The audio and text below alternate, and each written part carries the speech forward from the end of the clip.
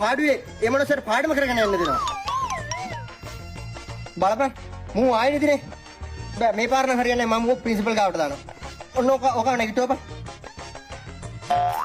මොකද බල්ලෝ ගහන්නේ? අර සර් රූම් වල නැගිටින්න ඕනේ. නැගිටපන්. තෝ බැලුවොත් බුදි.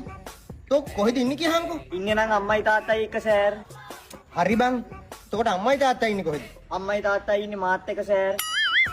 හරි බල්ලෝ. තොපි ඔක්කොම ඉන්නේ කොහෙද කියහන්කෝ. අපි ඔක්කොම එකට ඉන්නේ සර්. අයියෝ හරි බං. තොපි ඔක්කොම එකට ඉන්නේ කොහෙද? අපි ඔක්කොම එකට ඉන්නේ ගෙදර සර්. හරි යකෝ තොපේ ගෙවල් තියෙන්නේ කොහෙද කියපන්. අපේ ගෙවල් තියෙන්නේ පුංචි අම්මලාගේ ගෙවල් ළඟ සර්. හරි දැන් උඹලගේ පුංචි අම්මලගේ ගෙවල් තියෙන්නේ කොහෙද? සර්ට කිව්වට විශ්වාස කරන එකක් නෑ සර්.